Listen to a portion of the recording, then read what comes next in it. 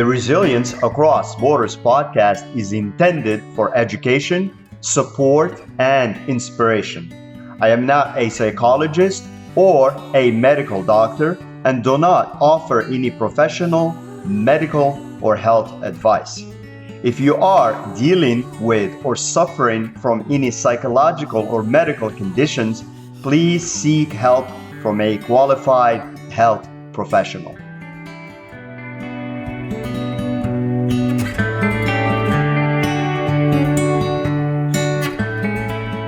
Hello and welcome back to Resilience Across Borders podcast. I'm your host, Rachid, and in today's episode, we'll talk about distinguishing between Stoic resilience and emotional suppression. So resilience is a powerful quality, one that helps us weather life storms and emerge stronger. But there is a fine line between healthy Stoic resilience and harmful emotional suppression. We'll go over how to tell the difference and why it matters for our long-term well-being. First, Stoic resilience is feeling your emotions, but not letting them control you. Stoic resilience is about acknowledging your feelings without letting them derail you. It's the ability to observe your emotions calmly and choose how to respond. So say, for instance, at work, you're nervous before a big presentation. Instead of denying that it's not happening, instead of denying that you're anxious, you take a deep breath and remind yourself that you're prepared. You acknowledge the nerves, but you don't let them sabotage your focus or even talk you out of doing the presentation that you must do. Or in relationships, you feel hurt by a friend's comment.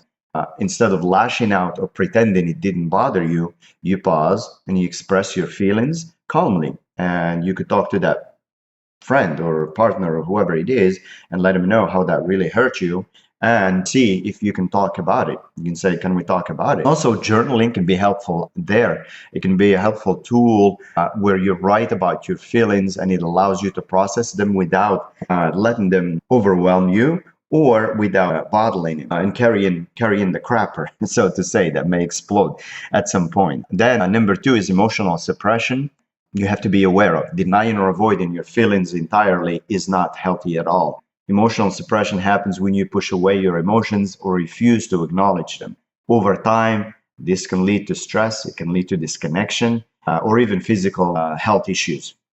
So again, for practical examples, say at work, you're constantly stressed, but instead of addressing it, you bury yourself in even more busy work or distract yourself with social media or other unhealthy distractions or even addictions.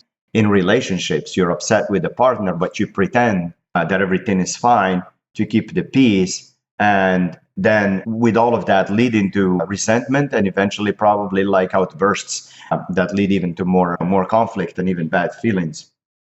So if you notice yourself saying, I'm fine, when you're really not, it's a sign to pause and ask, what am I really feeling right now? And then also to dig to see if something you are really trying to avoid feeling, because that's not a healthy way to go about life, right?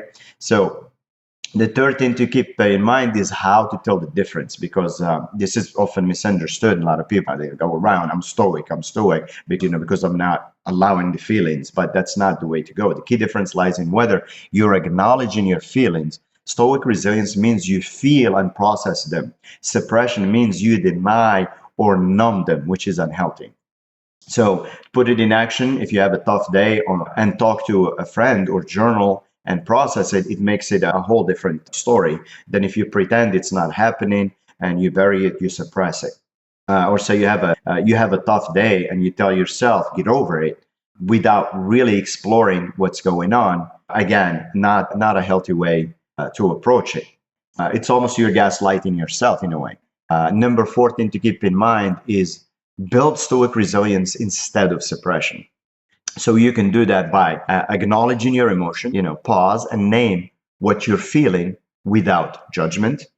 Allow yourself to feel. Let the emotion be there for a moment. Notice any physical sensations it brings. And then decide how to respond. Instead of reacting automatically, choose your response calmly and intentionally. In moments of frustration, try a few deep breaths or a short walk to get perspective before you respond. So resilience isn't about shutting down your feelings. It is about respecting them while staying rooted and calm. By distinguishing between stoic resilience and emotional suppression, you can build a healthier, more balanced approach to life's challenges.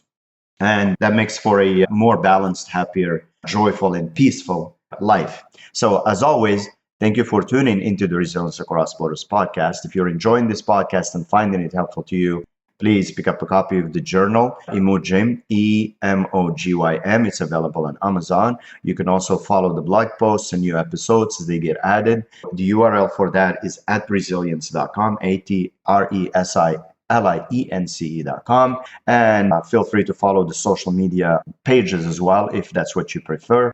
And remember to be kind to yourself and be kind to others and stay resilient.